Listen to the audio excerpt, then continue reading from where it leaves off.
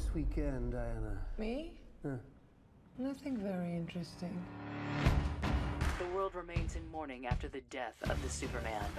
He was alone. Is a crime wave around next door, the Arkham Asylum. And where is the Gotham Bat? The mass vigilante has been a no-show.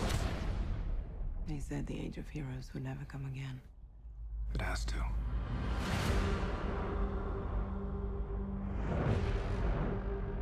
We don't have any more time. Something is coming.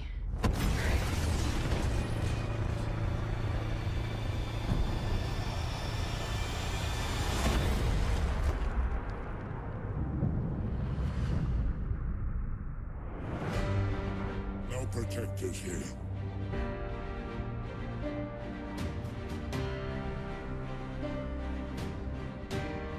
No lanterns.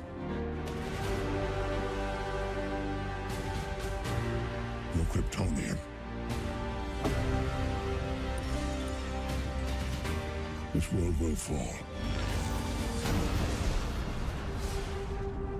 Like all the others.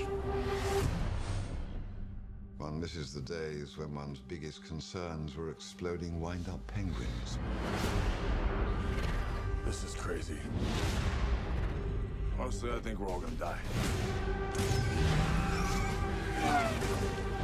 Each of us, in some way, is held back. Don't engage alone. We'll do this together. It's really cool. You guys seem ready to do battle and stuff, but I've never done battle. I've just pushed some people and run away.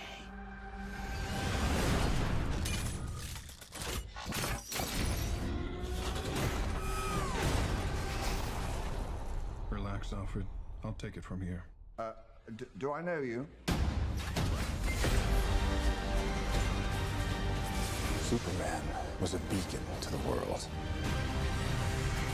He didn't just save people. He made them see the best parts of themselves. All right. I don't recognize this world. We don't have to recognize him. We just have to save it.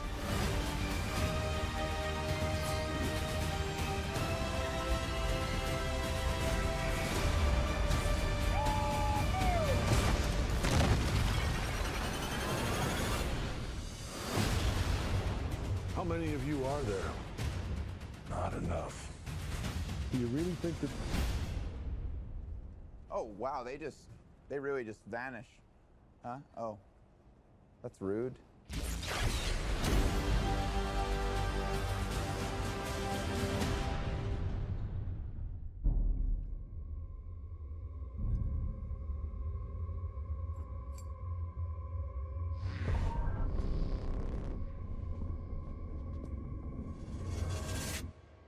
You said you'd come. Now let's hope you're not too late. Everybody, the great Jeremy Irons. Let's hear it.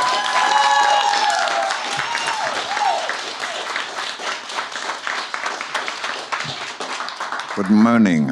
Otherwise known as Alfred these days. What is it like jumping into the shoes of Alfred? So many other actors have sort of taken on this role. Do you look at their work before, or do you think of him as a completely different character when you take it on? Well, you think of him as your own, yeah. I mean, you know, I come from a culture where we have a lot of Shakespeare in the theatre, and many people have played Hamlet, many people have played King Lear, and when you come to do it, if you do, you can read about or see other people's performances, or you can just think, no, this is new, this is me. And of course it will be completely different because it's you. Because characters, you know, they come through the actors. The actor adds what he has as a person. So I'm about to do James Tyrone in Long Day's Journey into Night. And many great actors have played that. I saw Laurence Olivier play it. I know it's a great role, but I will play it my way. So he will not be the same. He'll look different for a start, because he'll look like me.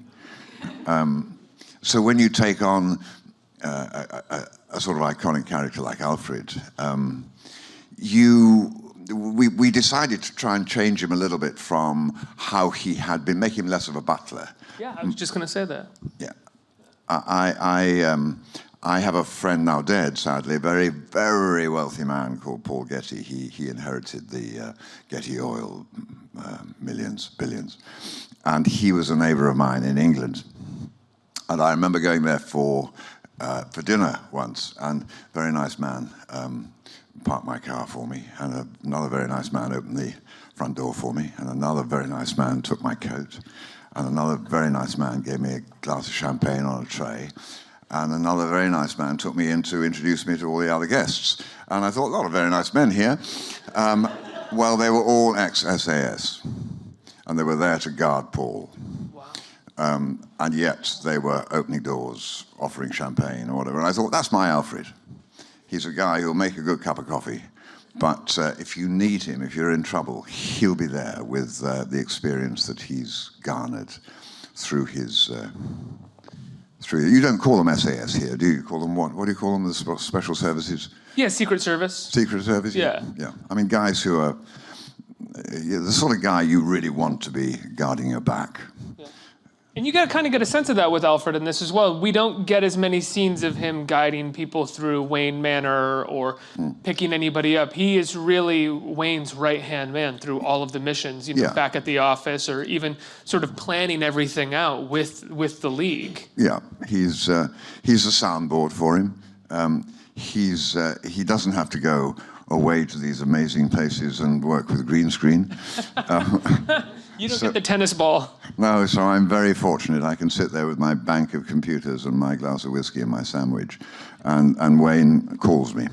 Even the way Alfred dresses, we see in the trailer, is different than I think we've seen him dress in the past. He dresses much less like a classic butler and more like an employee of some kind in an office. He wears useful clothes. He wears the clothes you need to do what you're doing. Comfortable clothes that are useful, that are got pockets because you'll need to put stuff in there. Yeah, he's a sort of regular guy, but he's a nice regular guy to have behind you. I want to go back to something that you just said about when you take on a role like Alfred or in Long Day's Journey into Night and you make it your own, you bring what you do to it. What exactly do you consider what you do is? Is that just kind of like your natural, who you are as an actor? Because most actors is just sort of like, you know, you're bringing yourself to the role. Well, yes. I mean, obviously, you know, you have to take on as many of the qualities as are needed by the particular character you're playing. But there are some things which you really connect with. I remember I did a film years ago called The Mission, where I played a Jesuit priest in South America in 1760 or whatever. Edward Zwick that did that film, or was it? No, it was Roland Joffe. Yes, directed it. Fantastic movie, Bob De Niro. And what attracted me to the character as a Jesuit priest was the Boy Scout nature of him. The fact that he canoed in boats, he climbed through jungles, he climbed up cliffs. You know, he was a real doer, and those Jesuits were. But that element really connected with me because I ride horses, I sail boats, I used to fly planes. I love experiencing as many other things as possible. I'm quite hands-on, not very technological. Not very good with buttons. That's acting, is when I seem to be very good with buttons. I never have a clue what I'm doing. They have to tell me. But the other aspects, you know, I can repair my car, I can shoe a horse, I can, you know, chop wood, all sort of cook a little, make good coffee. So you sort of find those things and you connect with those things, and then I think the directors and the producers sort of allow it to go in that direction. You know? So the way that you make a role your own is by finding the things within that role that you relate to the most, or that you can be like, oh, I would do that this way. Yeah. How did that work with Alfred? Well, you know, I do what I'm told when it comes to technological stuff. And I try to provide a little bit of a sort of objective wit, because, you know, superheroes are okay, but come on. We can't live every day like that. And you know, Bruce gets very excited, Bruce Wayne, and he needs to be calmed down. He needs to, you know, think about things a bit. And so I'm able to give that sort of laconic irony. You're the forest through the trees kind of guy. Yeah, you could put it like that. How was it working with Ben Affleck? This is well, the it's second great movie. working with Ben. I love him. He's a really nice guy. Of course, I feel for him because he's wearing that bat suit.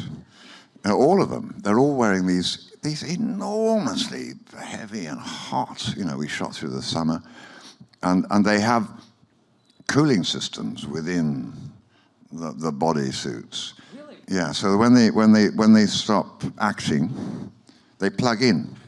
And this cold water runs all the way around them to cool them down. Of course, I'm, you know, sitting there in a cardigan and just kind of making fun of them a little bit. Yeah, a little bit, but you know, not too much. You have to be careful where you tread with superheroes. Why is that? They're very large. I mean, they're big people. You know, they could run you down. Gal, of course, not. Right. Darling girl. Not that you could ever say Wonder Woman is a darling girl, but she is. I think she's so good. Mm-hmm. Yeah, you can't take your eyes off of her. No, I mean that in terms of screen presence and charisma, guys. Like, I really wasn't going in that direction.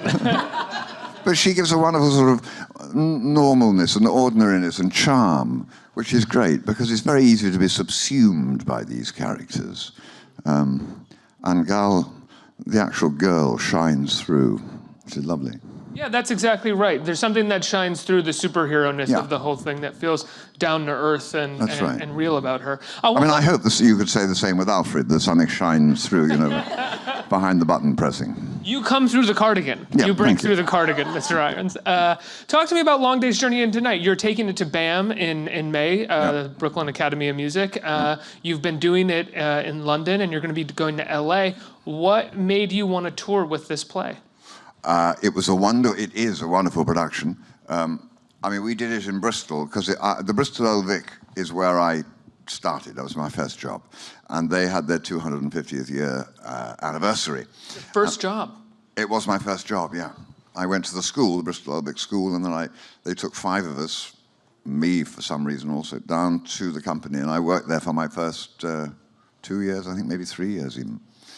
So when they had their 25th anniversary, and they said 250th anniversary, and they wanted a sort of production to, you know, celebrate that,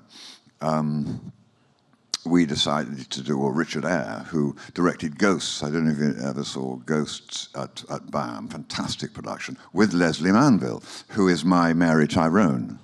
And we decided to do that there in Bristol. It was a production we sold out for 5 weeks and had an enormous fun, and we thought we must take this further, you know, because productions sometimes work and they sometimes don't work. It has nothing to do with how talented people are, it's just sometimes they work. And it's a great play, I think America's greatest play. And so we said we must show this wider.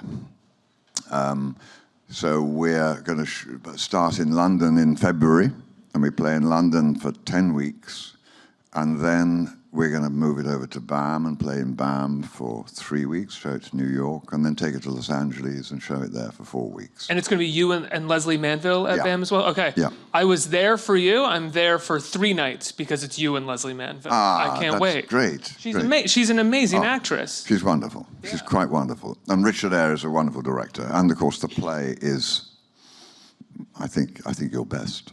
Yeah, absolutely. Another thing that I want to talk to you about that you're up to right now is you're doing work with the New York Philharmonic, right? And you're we did our last performance in New York last night.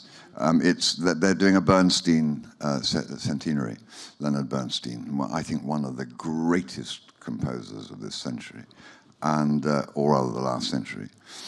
And we are doing his Symphony No. 3, which I think was the last symphony he wrote, which is called the Kaddish Symphony, where he questions God, as we all do when we see appalling things happen, and through the Kaddish, the Jewish prayer. And he's written an extraordinary piece. I worked with the New York Philharmonic on Oedipus Rex with Valery Gergiev, I think about 5 years ago, and had a wonderful experience.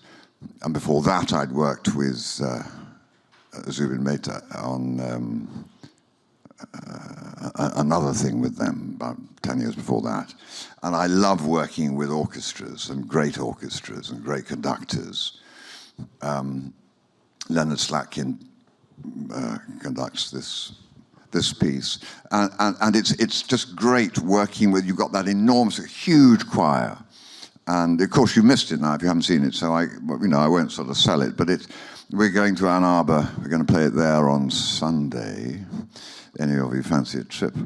If you're watching in Ann Arbor, they're going to be there. We're coming, and it's an extraordinary and passionate piece. I mean, Bernstein, most amazing writer, composer.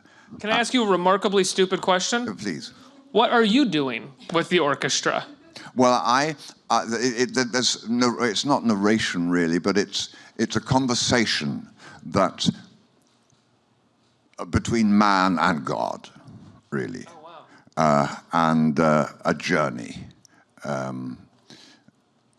And interspersed between this is this amazing music, which sometimes plays underneath when I'm speaking, and sometimes I stop speaking and the music just goes up into the gods. I mean, it's an extraordinary piece and wonderful to do. It's only 40 minutes long, and it, like all the best art, it takes you somewhere.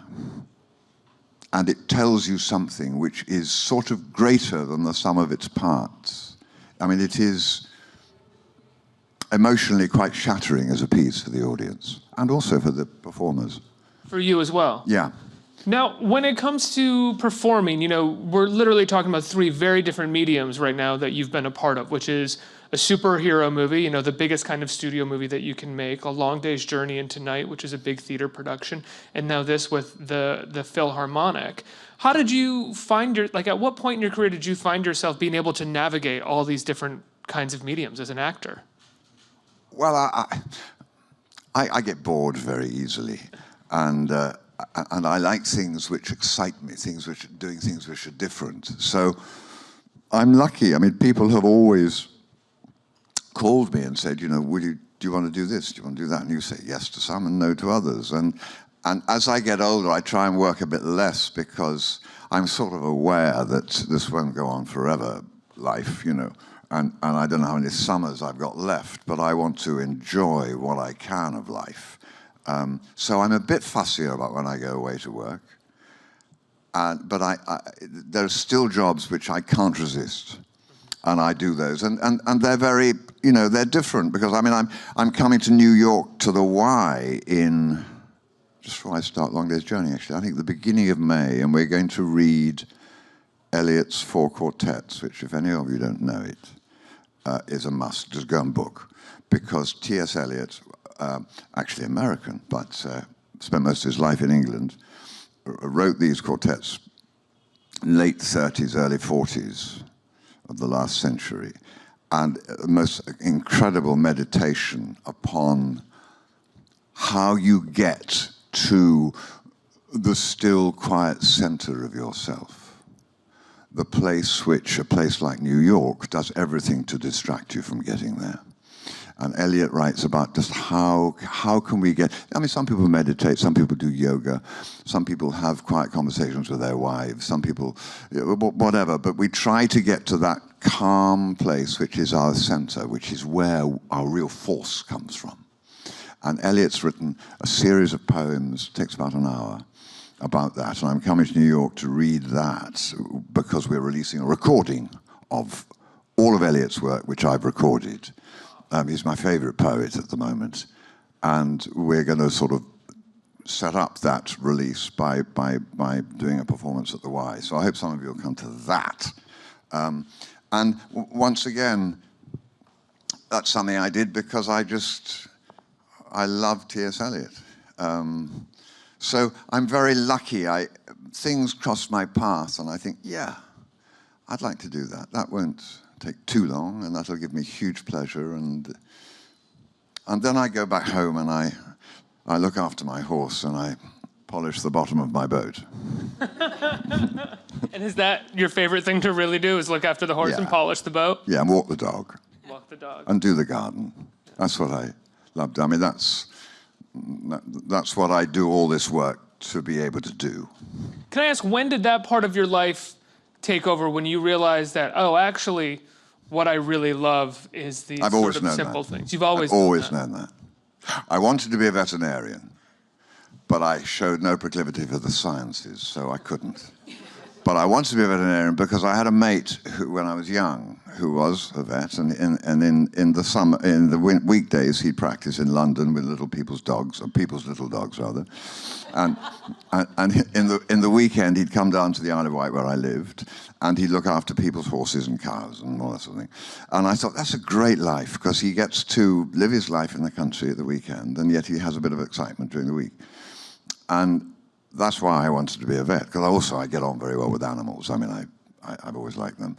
I find them easier than humans.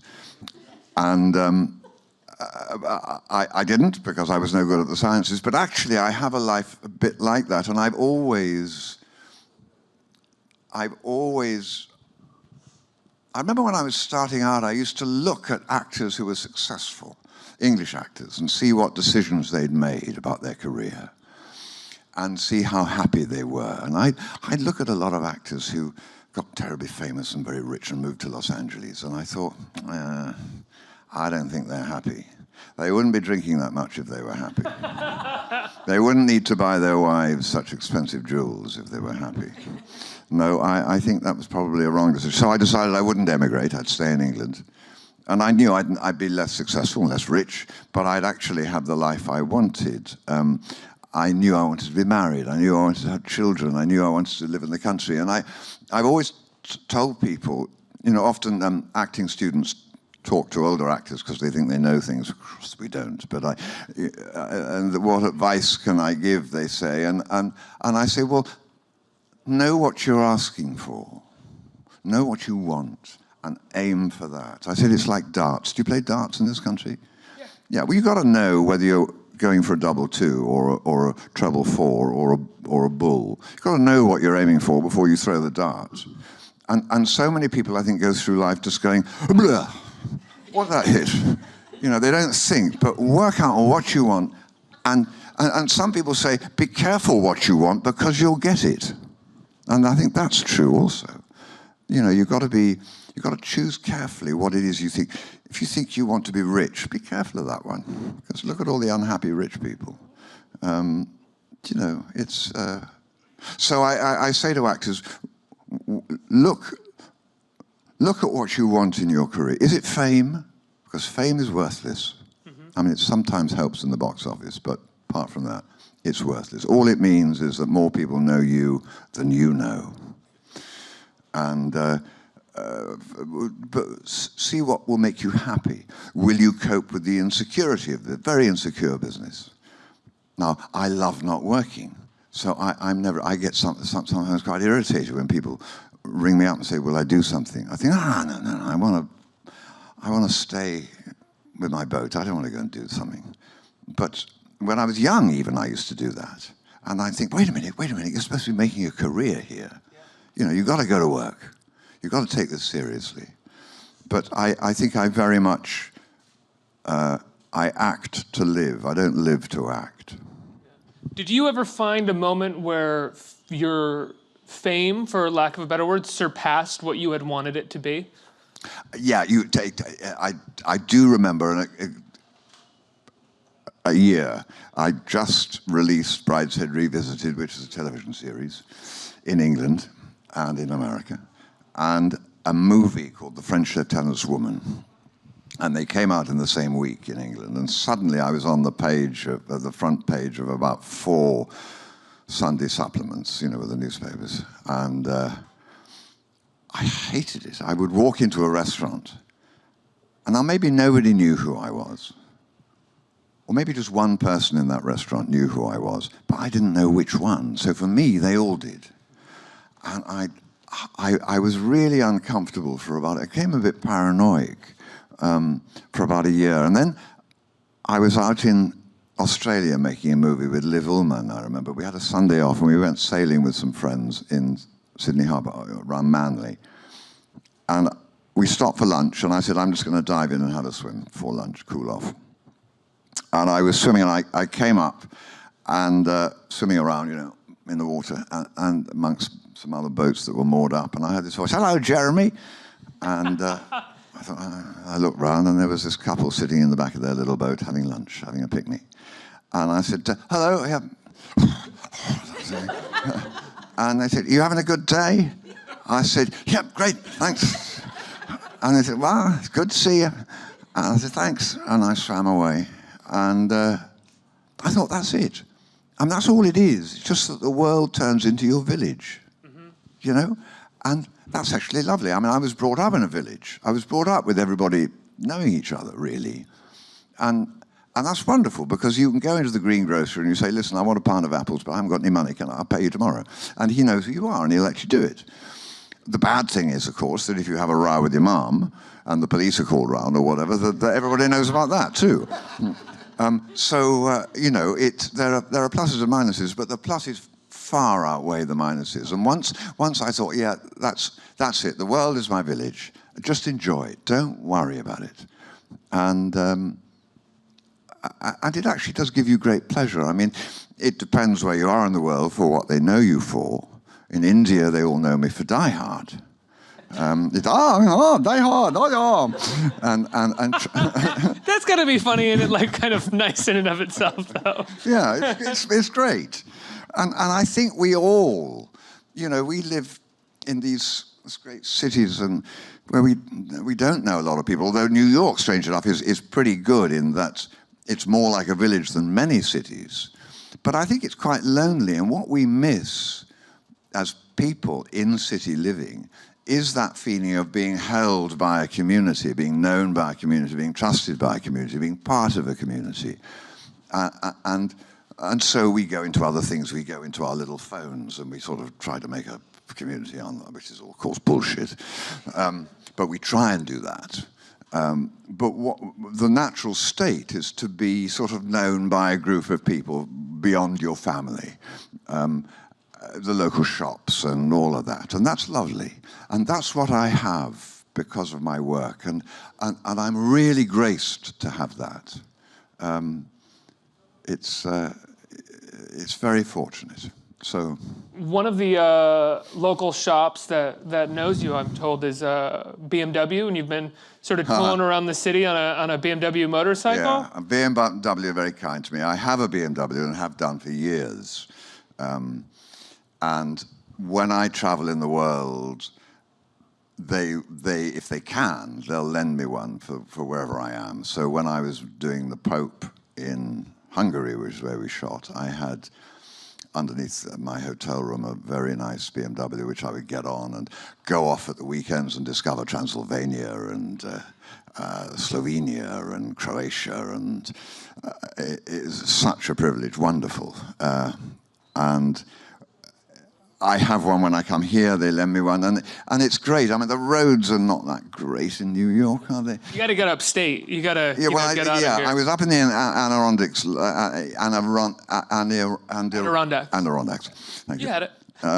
Last year, and just in the fall, actually, not a little bit before this, and the trees had turned, and everyone had gone home because schools had started. We had some wonderful riding. But in New York, I just love the freedom of being able to get on the bike and go across town and know that I can get there in 10 minutes. Yeah. Or get on the bike and go down to Brooklyn and know that I can get there in 25 minutes without having to go down into that subterranean world where, you know, noise and dust and... You're not a fan of the MTA? I'm not. I mean, I'm always amazed how quick it is when you get on the right line. But for an Englishman, you know, it's a sort of nightmare. It's a nightmare for New Yorkers too. Don't worry. We just live with it. Yeah. And of course, the option is to get a taxi, which is, you know, very expensive, and you sit in traffic for days. Yeah. So a bike is a real privilege, and I've always loved it. it has an element of danger, which I like. I think most pleasures in life have an element of danger to sort of hone your sensibilities. I mean, whether it be motorcycle riding, horse riding, sailing, diving, flying aeroplanes, there's always things that can go wrong. And that's sort of, it's a bit like doing the Kaddish for the New York Philharmonic. There's a lot that could go wrong there. You know, I can come in 8 bars too early. And so that hones you. That excites me, anyway, living life like that with those dangerous things. My wife always says, why do you take on these terrifying jobs? And I say, because, you know, they just you come out the other end more confident. Yeah. Let's get some questions from our audience. Who has a question? Right here. Hi there. Good morning. Good morning. You spoke a little bit in the beginning about playing Alfred and the amount of iconic roles that you've played in both theater and film. Is there any role that you would love to play that you haven't? Oh, no, I would like to say that if there was, I would have done it. But I always wanted to make a film of Richard II. Sadly, I'm too old now, because he was 30. I used to think I'd like to direct a film. I directed a rock video with Carly Simon once, and I directed a little film hours-long film for Channel 4 in England. I've never done more, and I think that's sort of laziness. And I won't say I regret that, because I try not to regret. I mean, you do things because that's what you want to do at the time, and you make decisions because that seems right at the time. So I don't live with regret. But I think perhaps I should have tried that, just to see how I was, you know. Because I think sometimes actors are rather good directors. Well, actors know how to get other actors to they know how they places. Work. Yeah. They may not know how to edit, but they know how to get other actors working. And I think 80% or 70% of the success of a film, maybe not like a film like Justice League, but a sort of normal film, 80% is the casting. Mm-hmm. That if you get the right actors, and you've got actors who can do their job, you know, and it's a good story, you're sort of 80% there. Yeah, you can get a good DP who you can work closely with, and a good editor. And, you know, at that point, it's about sort of legislating, moving jobs around. Yeah. I've always thought directing was a bit like being a chef. You know, you've got to get the best ingredients, and then just provide a bit of heat and stir it every now and again, add a bit of salt and pepper, and you got it. Next question. Good morning. Good morning. So earlier you were talking about how people from over the world recognize you for various projects, and for me and a lot of people who are growing up would recognize you for voicing Scar in Lion King, because that's all I hear now during this interview. But going off of Justice League and you playing Alfred, what would you say would make your Alfred much better than the other Alfreds of the past, besides him not being the butler? Oh, well, I don't know that I want to be better than the ones of the past. I just want to be valid for what he is now. And I suppose now we depend more on technology. And so this Alfred is a bit of a, you know, techno, whatever you call it, phobe or whatever. He can do all that. Not me, but he can. And that's the change, I suppose, between people like Mickey, what was his name? The very first one, Mickey. In the Keaton ones, or the way back? He was English. Michael. What? Michael Gough in the Tim Burton one. That's right, Gough. Wow. Mickey Gough. That's right. Nice. Yeah, very good, very good. And Michael Caine. You know, they were all different sorts of movies, and now we're more technical, and so that's what I do. But I hope there's no touch of Scar in him. I'm always quite pleased that kids remember from Scar, because I get parents come up to me and say, it's Scar, kid. And the parents say, you know, do the voice. Well, I can't remember the voice. I mean, I can't remember what I did. But I try and find something, and you do it, and the kid goes, hides behind the parents' legs. And It's great. It keeps the kids away from you. Otherwise they're all over you. What is it like? They just recast Scar in a Lion King remake. Did anybody reach out to you to voice Scar again? I can't tell you how disappointed I am. I mean, I've been lingering by the phone for the last 4 months in case it rings. Would I come and do my iconic voice on it again? Nothing. Life was working its way up to this point of doing Scar one more time. It's like your, I don't know what it's like really. It's like your daughter not inviting you to her wedding. It's very sad. But Hollywood has very short memory. They probably think I'm dead. They just have to see Justice League to know you're not. This is true. Or hopefully, yeah. And one more question. Hi. How has special effects and film technology affected your acting, or have it?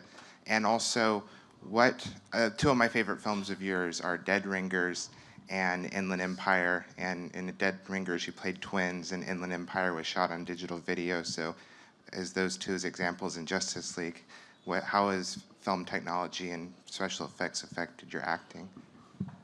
Well, when you act, you anyway concentrate on a reality that it doesn't exist.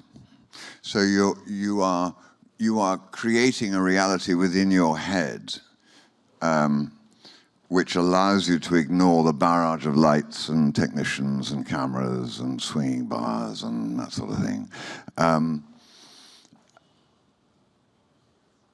So when I did Dead Ringers, yes, it was technical, but when I was playing each guy, I was that guy in that reality, and that camera wasn't there, and that's what you do. We focus away from all of that.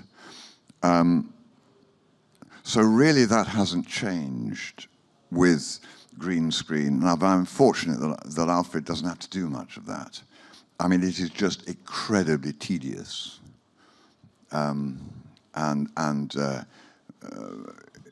These superheroes who have to do that in Justice League, I take my hat off to them. I'm lucky not to have to do it. I wouldn't choose to do a movie where I did have to do that. And yet, when we did Dead Ringers, and I played identical twins, and therefore we had to do some technical stuff, but physical. I mean, I would, if I was playing a scene with my twin, and we were both on camera at the same time, then I'd play opposite an actor who would never appear, but who would throw me the lines, and then we'd change around, and I'd have to keep the pacing the same, and had help doing that. But I quite liked those technicalities, because it was like, in a way, playing music and knowing you had to get it absolutely right. And that's a bit of a challenge, and yet keeping it free and keeping it real. I suppose it just adds to the layers of concentration and the layers of doing what kids do naturally. I mean, they invent their own worlds when they're young, when they're playing. And that's all we do. We haven't forgotten, though. Most people grow out of that ability to play. Actors have to hang on to it. And you just have to concentrate a bit more to get across these techno-logical sort of tricks. But the job doesn't change. It's all in here. Your reality. Jeremy, Justice League comes out tomorrow, I believe, right? People can go see it. They can get tickets. Long Day's Journey into Night will be coming to BAM in May, but if you are across the pond, it's in January or February, right? You'll be starting. I start in London in February. Yeah, in London. We come in May to New York. The Eliot at the Y, which will be at the beginning of May. Los Angeles, June. If you're in Michigan or the Midwest on Sunday, you'll be in Ann Arbor, Michigan, right? Ann Arbor, that's right. I mean, endless opportunities to come and see the old mug. Guys, give a round of applause for Jeremy Irons. Let's hear it.